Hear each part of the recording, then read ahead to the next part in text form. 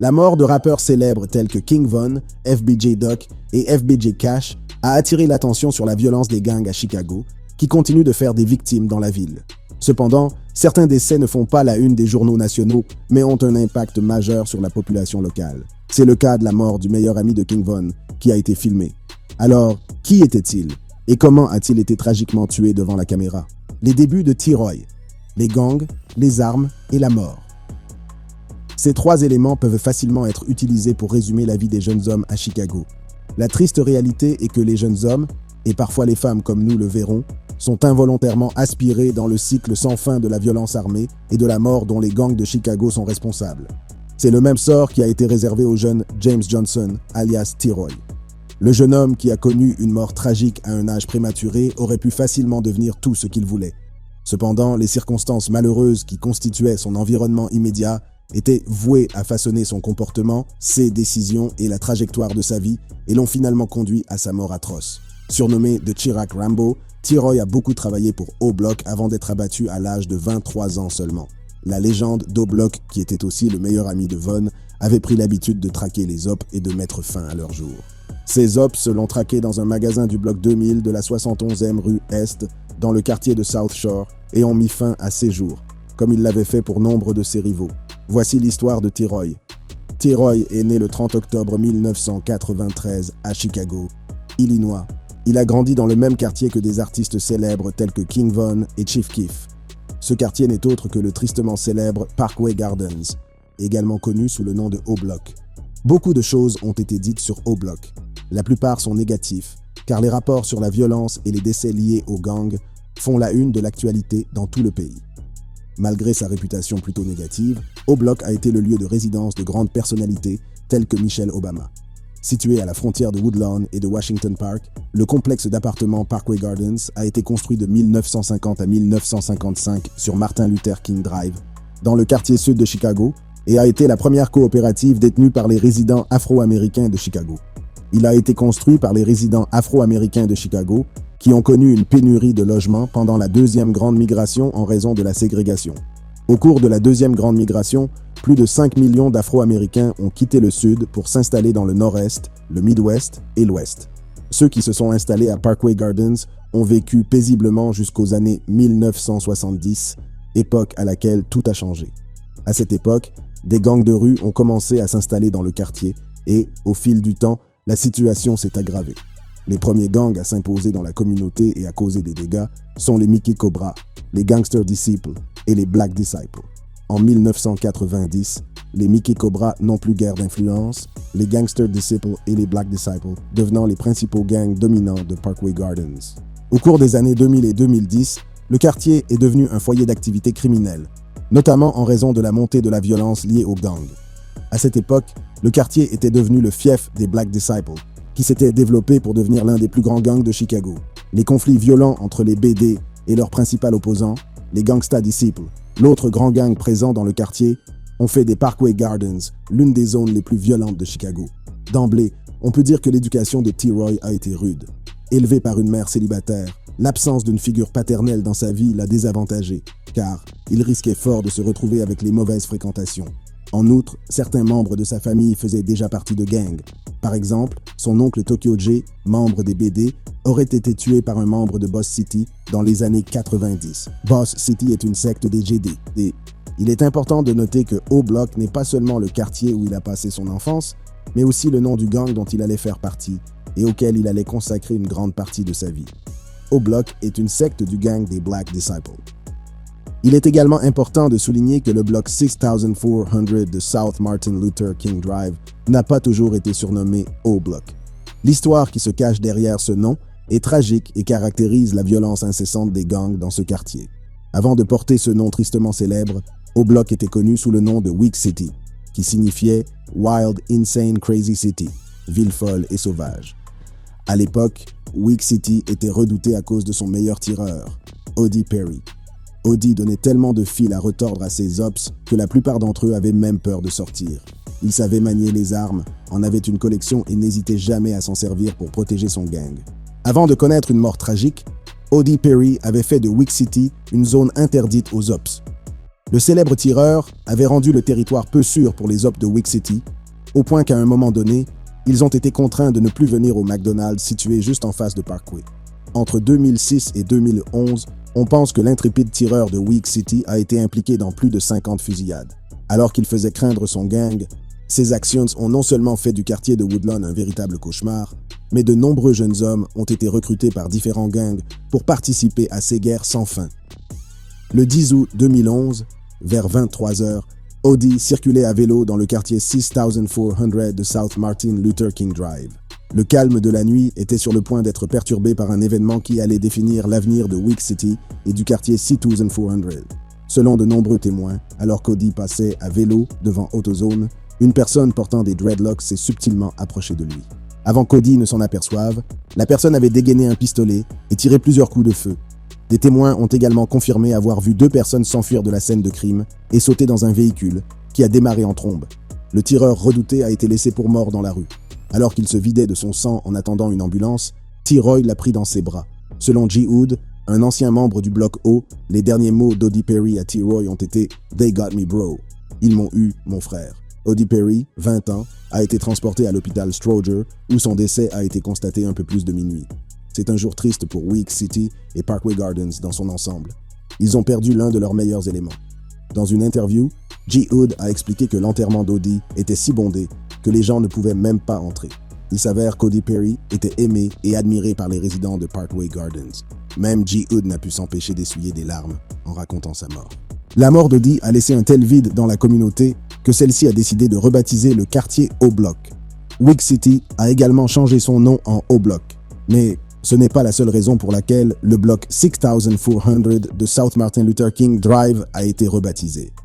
Lors d'une interview, G. Hood s'est vu poser cette question, ce qui l'a amené à révéler une autre raison pour laquelle le nom O-Block a été adopté. Apparemment, Audi Perry a été le premier mort de la région causé par les ops de Wick City. En outre, il a été le premier de la région à adopter le style de vie des gangsters. Sa réputation de tireur lui a valu une grande crédibilité dans la rue. De plus, le fait qu'il protège son quartier contre les ops a contribué à sa réputation. On dit également qu'Audi a été tué en représailles au meurtre de Chandel Gregory, alias Tuka, âgé de 15 ans, qui a été abattu la même année alors qu'il attendait à un arrêt de bus à Chicago. Ces deux décès allaient provoquer une effusion de sang comme jamais auparavant à Chicago. La mort d'Audi Perry semble affecter un jeune homme en particulier, l'homme qui a entendu les derniers mots d'Audi, T-Roy. Il fut d'abord horrifié de voir l'idole du quartier criblé de balles et se vidant de son sang. Ensuite, il a été attristé d'apprendre que le grand tireur n'était plus. Enfin, quelque chose en lui a craqué. Peut-être était-ce le fait qu'il était là quand il a prononcé ces derniers mots. Quoi qu'il en soit, cela l'a changé. G. Hood a révélé que l'incident avait changé T-Roy. Il a dû être traumatisé par cette épreuve. Il était rempli de rage. Une chose était sûre, la mort d'Audi devait être vengée à tout prix. Audi avait laissé de grandes chaussures à remplir et T-Roy a dû sentir qu'il devait les remplir. Il est important de noter qu'avant la mort d'Audi Perry, T-Roy n'était pas vraiment impliqué dans les activités violentes des gangs. Il avait l'habitude de se déplacer avec des armes, mais jamais avec l'intention de glisser sur ses ops. Selon son ami de longue date, G. Hood, c'est la pression des pères qui les a poussés à garder leurs armes. Les plus âgés se moquaient constamment d'eux, si bien qu'ils étaient obligés de faire beaucoup de choses qu'ils ne voulaient pas faire pour s'intégrer. Bientôt, le tueur était connu et T-Roy est prêt à se venger. Ce qui rendait le jeune T-Roy furieux, c'est que le tueur d'Audi Perry s'en vantait ouvertement sur les médias sociaux. La rumeur disait que le tueur avait même volé l'arme d'Audi et posté des photos en brandissant l'arme sur les médias sociaux. Le tueur audacieux n'était autre que la tristement célèbre tueuse de STLEBT, Gakira Barnes, surnommée K.I. Bien qu'elle ait été tuée de la même manière qu'Audi Perry, K.I. était une épine dans la chair pour les membres du bloc O qui s'identifiaient aux ops du bloc O, le groupe STLEBT également connu sous le nom de Tukeville ou Tuka Gang. Ce gang était constitué de deux groupes de gangsters disciples qui avaient fusionné. Alors que O-Block se trouvait dans le bloc 6400 de South Martin Luther King Drive, STLEBT était basé autour de 63rd and St. Lawrence et 63rd and Eberhart dans le South Side de Chicago. K.I., tout comme T-Roy, a été poussée vers les gangs parce qu'elle a grandi autour d'eux. De même, elle a été forcée de devenir une tueuse au cœur froid pour la même raison que T-Roy, la mort d'un ami proche. Les rapports suggèrent que K.I. voulait devenir assistante sociale quand elle serait grande. En fait, sa mère l'a décrite comme une fille douce et aimante. Bien qu'elle ait fait partie du STLEBT dès le début de son adolescence, Tout a changé dans la soirée du 12 janvier 2011. Un ami proche de K.I. attendait un bus dans le bloc 600 de la 63e rue Est. Cet ami était Chandale Gregory, plus connu sous le nom de Tuka. Il a été abattu et est mort sur les lieux de la fusillade. Cela a changé la jeune Gakira Barnes et l'a transformée en une tueuse de sang-froid, très respectée dans les rues de Chirac et redoutée par ses ops. Elle n'a pas tardé à devenir une tueuse impitoyable dans les rues de Chicago, où on l'appelait souvent Snoop. Ce nom fait référence à un meurtrier impitoyable de la série télévisée The Wire. La rumeur veut qu'avant de mourir, K.I. ait assassiné quelqu'un dès l'âge de 14 ans et qu'elle ait pu être responsable d'une vingtaine de meurtres. Selon J-Hood, K.I. avait l'habitude de se moquer des membres de l'O-Bloc. Elle était détestée par ses ops et était même qualifiée de nuisible. L'ancien membre d'O-Bloc a révélé qu'une fois, K.I. s'est présenté avec un vélo, a nargué les membres du gang et a réussi à s'enfuir alors qu'il la poursuivait. Ce qui a mis T-Roy en colère, c'est que K.I. a ouvertement manqué de respect à Audie Perry sur les médias sociaux. On peut lire dans un tweet « Shout out to Audie for being target practice ». Chapeau à Audie pour avoir servi de cible. J'ai pris de la drogue. J'aime Audie. K. Il ne s'est pas arrêté et a posté insulte sur insulte. Cependant, l'audacieuse adolescente assassine allait bientôt rencontrer son égal. Car King Von l'a abattu le 11 avril 2014 et l'a raconté à J-Hood. Selon ce dernier, Von s'est approché de lui a serré la main et lui a annoncé la nouvelle. Selon l'ancien membre d'O-Bloc, Von lui a dit qu'il avait abattu 3 personnes et que K.I. était le dernier des 3 qu'il avait abattu. Dès que Von lui a dit cela, on a entendu au loin des sirènes qui se rapprochaient. K.I. a été frappé 9 fois dans la bouche, le cou et la poitrine avant de s'enfuir et de s'effondrer sur le pas de la porte d'un voisin et de perdre connaissance. Elle a succombé à ses blessures au Northwestern Memorial Hospital. L'un des faits les plus importants concernant le meurtre de K.I. n'a jamais été prouvé. T-Roy était-il physiquement présent lors de l'assassinat de K.I.? En effet, le jour où le coup a été porté, Von a posté ceci sur Twitter, suggérant que T-Roy était sous les verrous. Néanmoins, le meurtre d'Audie Perry avait été vengé. Malgré cela, T-Roy a continué à faire des ravages sur ses adversaires, jusqu'au jour où il a lui aussi été abattu par ses rivaux. La mort tragique de T-Roy. Avant d'aborder la mort tragique de T-Roy, il est important de se pencher sur les corps qu'il a attrapés, car ils donnent un contexte aux événements qui ont entouré sa fusillade. Une chose est sûre, avant de mourir, T-Roy avait attrapé plusieurs cadavres. Il était devenu si dangereux que la rumeur voulait qu'il soit le tireur de Chief Keef. Être un rappeur de Chicago est une affaire risquée. La mort des rappeurs Blood Money et Lil J dans la guerre des gangs en est un bon exemple. C'est pourquoi les rappeurs comme Chief Keef estiment nécessaire d'avoir quelqu'un comme T-Roy autour d'eux pour les protéger. Chief Keef n'a pas hésité à alimenter la rumeur et l'a même évoqué dans ses chansons. Dans son album No Reason, le rappeur de Chicago chante « I'm coolin' in the trap, getting high for no reason ». T-Roy attrape ma sangle, il va exploser sans raison. Dans la chanson Savage, Chief Keef rappe « T-Roy, il a le semis, il enverra ton cul au paradis ». En outre, il a également fait allusion au fait que T-Roy était un tireur dans son morceau Self où il rappe « Don't care if you with them nigga or if you by yourself ». T-Roy a un flingue plus gros que lui. T-Roy et son meilleur ami King Von ont commencé à empiler des corps le 28 avril 2012. Quelques mois plus tôt, un membre de STLEBT, Bostrel, avait repéré Sherrod Liggins sur O-Bloc et, à l'aide d'un rayon laser sur la sangle, l'avait abattu d'un seul coup de feu. La police a découvert le membre d'O-Bloc, originaire du bloc 2200 de la 99 rue Est, gisant dans la rue avec une seule blessure par balle à la tête. Liggins a été transporté à l'hôpital Stroger dans un état critique, où il est resté jusqu'à ce qu'il soit déclaré mort quelques heures après son arrivée. Après cet incident, T-Roy et 3 autres personnes ont décidé de passer à l'action en guise de représailles. Avec Von, OJ et Metang, T-Roy est monté dans une Chevrolet Impala et a traversé lentement le quartier principal de leurs adversaires. Ils ne cherchèrent pas Bostrel en particulier. Au contraire, tout membre de STLEBT qui leur ferait défaut servirait d'exemple pour ceux qui allaient suivre. Lawrence, ils ont repéré Marlon Monroe, alias Lil Doc. Selon les rapports officiels, Lil Doc était en train de peindre l'immeuble de sa tante à Woodlawn. Après des heures de travail, Lil Doc a eu soif et a décidé de se rendre dans une supérette voisine pour acheter une boisson. Alors qu'il se dirigeait vers l'intérieur, T-Roy a sauté du véhicule, sa pipe à la main. Il n'a pas perdu de temps pour tirer des coups de feu. Lil Doc a tenté de s'enfuir, mais il a été touché. Il a trébuché et est tombé dans un champ de hautes herbes, dans un terrain vague près du magasin. La police est venue enquêter sur la fusillade, a nettoyé la scène et est repartie. Cependant, ils n'ont pas repéré Lil Doc. Le corps sans vie de Lil Doc ne sera découvert que quelques heures après la fusillade. Un jeune parent de 16 ans, pressé de respecter le couvre-feu, traversait le terrain abandonné lorsqu'il a trouvé le cadavre du jeune homme dans le bloc 6300 de l'avenue St. Lawrence Sud. Il s'avère que Lil Doc, 21 ans, était sorti de prison depuis 2 mois et était en liberté conditionnelle pour avoir volé une voiture. Il avait obtenu un diplôme de fin d'études secondaires en prison, essayait d'obtenir une licence de peintre et s'occupait de l'entretien d'une propriété appartenant à sa tante. C'était l'un des nombreux avenirs prometteurs qui allaient être interrompus par la violence des gangs. Le prochain hop à tomber a été le tueur de Sherrod Liggins, Bostrel. Il s'avère qu'avant de trouver la mort, il essayait de quitter Chicago. Était-il hanté par la mort de sa victime, Sherrod Liggins, ou avait-il peur que ses ops le rattrapent? Il a dû sentir que T-Roy était à ses trousses et a tenté de quitter les rues. Il avait vécu avec une arme et savait qu'il mourrait avec une arme. Il s'avère qu'au cours des semaines qui ont précédé sa mort, il a été victime de plusieurs tentatives d'assassinat. Tout d'abord, des membres de l'OB 600 lui ont tiré dessus. La semaine suivante, King Von et Big A lui ont tiré dessus à des jours différents. Ayant paniqué pour sa vie, il a décidé de commencer sa vie dans une autre partie du pays. Il choisit l'Iowa et achète un billet de bus. Mais il ne sortira jamais vivant de Chirac. D'après le ticket de bus de Bostrel, il devait quitter Chicago le 10 novembre 2012.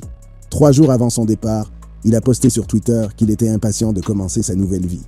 « J'ai hâte de prendre un nouveau départ ». Il ne voulait pas gâcher sa deuxième chance dans la vie et a donc agi avec prudence. Cependant, il semble que son tweet ait alerté ses ops. Il n'était pas question pour eux de laisser Bostrel échapper à leur emprise pour toujours. Il fallait l'abattre immédiatement, et un plan a donc été mis en place. La rumeur veut que T-Roy et ses copains aient utilisé une fille pour attirer Bostrel hors de sa cachette. La fille était censée organiser un rendez-vous avec lui le lendemain. Bostrel est tombé dans le panneau. Il est arrivé au lieu convenu, mais il était seul. Soudain, un véhicule s'est arrêté lentement à une courte distance de lui. Il se rend vite compte qu'il a été piégé et prend ses jambes à son cou. Cependant, son opposant était sur ses traces, déjà armé de fusil. Malheureusement, il a été frappé et est tombé pendant que T-Roy et les autres s'enfuyaient. 2 jours avant de quitter Chicago, Bostrel a été retrouvé face contre terre dans une ruelle de la 2600 rue Ouest, avec une balle dans la nuque. Les amis de Bostrel ont été plus qu'excités par la nouvelle de sa mort et se sont rendus sur Twitter pour manifester leur joie. Bostrel pensait pouvoir échapper au rack, mais sur qui est-il tombé? Peut-on lire dans un tweet. La tactique consistant à mettre en place une oppression semblant mieux fonctionner que de tirer au hasard sur des rivaux, il était inévitable que le gang de T-Roy finisse par subir une perte similaire. C'est ce qui s'est produit avec la mort de G-Money. La mort de Bostrel a laissé beaucoup de gens tristes et en colère. Parmi ceux qui ont été profondément affectés, la célèbre assassine K.I. a tweeté R.I.P. Bostrel aka Trap Money BT. Et comme le veut la coutume, K.I. allait répondre par un meurtre de son cru. Mais avant cela, T-Roy allait attraper un autre hop manquant et ajouter à sa longue liste de cadavres. Le 8 juin 2013, on a appris qu'un homme était mort et qu'une femme avait survécu à une blessure par balle à la poitrine sur la rampe d'accès entre la 71e rue et la 65e rue du côté sud de l'autoroute Dan Ryan. Les policiers ont identifié l'homme décédé comme étant Frederick Taylor, 27 ans, alias Stuna, du bloc 14000 d'Atlantic Avenue à Riverdale. Une 3e personne dans la voiture, un homme, a survécu. Les 2 victimes ont été transportées à l'Advocate Christ Medical Center. Apparemment, T-Roy et 2 autres personnes se sont arrêtées dans un véhicule à côté du leur et ont tiré des coups de feu qui ont tué Stuna. Dans une vidéo publiée sur YouTube, on voit T-Roy brandir son arme, se moquer de la mort de son op, manifestement heureux du travail accompli. Bien qu'il semble très inhabituel que des personnes se réjouissent d'assassiner d'autres êtres humains, il est important de se rappeler qu'elles ont grandi dans un environnement difficile où la violence des armes à feu était la norme. En outre, ils avaient vu leurs amis d'enfance et leurs héros tués de sang-froid. Ils ont été désensibilisés à la mort. Pour eux, ils étaient en guerre et il n'y avait pas de temps pour les remords, seulement pour la vengeance. Le quartier avait même été baptisé Chirac, un jeu de mots astucieux entre Chicago et Irak, ce qui montrait que le quartier était devenu une zone de guerre. La vengeance de K.I. ne tardera pas à venir. Le 2 septembre 2013, un homme de 21 ans a été tué d'une balle dans la tête et dans le corps juste après 14 heures, dans le bloc 6600 de South Rhodes Avenue à Woodlawn. Son décès a été constaté sur place. L'homme a été identifié plus tard comme étant Jerome Wood, alias G-Money, du bloc 5200 de Southwood Street. La rumeur veut que G-Money ait été piégé. Il avait quitté son quartier ce matin-là en croyant qu'il allait rencontrer une fille dans le quartier 6600 de South Road Avenue à Woodlawn. Lorsqu'il est arrivé au lieu de rendez-vous, il a rapidement compris qu'il s'agissait d'un coup monté. K.I. et son ami l'attendaient, armes au poing. Les deux tireurs ont ouvert le feu, le tuant sur le coup. Pendant longtemps, T-Roy et son meilleur ami Von ont vécu avec des armes à feu, tuant de nombreux Ops et privant des mères de leurs enfants. Leur heure devait arriver. Ironie du sort, leurs deux morts ont été filmées. La mort de T-Roy est passée en premier. La Saint-Valentin 2017. T-Roy faisait ce qu'il aimait le plus, attraper les Ops qui lui manquaient et s'en occuper. Ce jour-là, un Op en particulier était sur son radar. Il s'agissait de TB de Taekwon World. Pour la petite histoire, TB avait publié 1 mois plus tôt un morceau dissident dans lequel il s'en prenait à tous ses adversaires, y compris au bloc. T-Roy, intrépide comme il l'a toujours été, est parti à la recherche de TB dans le bloc 2000 de la 71e rue Est dans le quartier de South Shore, où TB était connu pour fréquenter souvent le quartier et où T-Roy espérait utiliser l'élément de surprise pour l'achever. Alors que T-Roy et son ami se promènent dans les rues, ses adversaires, TB et Can't Get Right, sont sur leurs traces. Sur la vidéo, on peut voir que TB et Can't Get Right scrutent les rues à la recherche de T-Roy. T-Roy et son associé entrent dans un magasin de la 71e rue. Il ne lui restait que quelques minutes à vivre. À l'intérieur du magasin, il se trouvait dans l'une des allées et discutait avec son associé. Quelques secondes plus tard, des images de vidéosurveillance ont montré TB et Can't Get Right entrant dans le magasin et se dirigeant vers leurs rivaux. La main droite de TB était légèrement derrière lui, dissimulant une arme à feu. Ce n'est pas le genre de T-Roy de se faire prendre en flagrant délit. Il a dû penser qu'il s'agissait d'une confrontation verbale qui se terminerait peut-être à coups de poing. C'est très probablement ce qu'il pensait, car si TB voulait l'abattre, il aurait pu attendre qu'il sorte, comme c'est souvent le cas, ou alors TB l'aurait directement abattu au moment où il est entré. Cependant, il s'est approché de lui comme s'il voulait parler. Soudain, TB a levé sa pipe et a tiré sur T-Roy qui s'est écroulé sur le sol. T-Roy a ensuite été transporté au Northwestern Memorial Hospital où il a succombé à sa blessure par balle. Les rappeurs célèbres qui étaient proches de lui ont été choqués et ont pris Twitter pour exprimer leur tristesse. Parmi eux, Lil Durk, Lil Reese, Sis Sam Breezy et Chief Keef. La mort de T-Roy ne tarde pas à être vengée puisque TB est abattu par le frère de T-Roy, Headshot King, alias HK. Le cycle de la violence se poursuit puisque HK est également tué par Wooski et d'autres membres de Toukaville. L'autre frère de T-Roy a été abattu la nuit de la mort de King Von. Ce jour-là, Von et son entourage s'envolent de New York pour Atlanta, où il doit organiser une fête pour la sortie de son album. Après la fête, ils se sont rendus au Monaco Hookah Lounge. Malheureusement, un Op se trouvait dans les parages, Quando.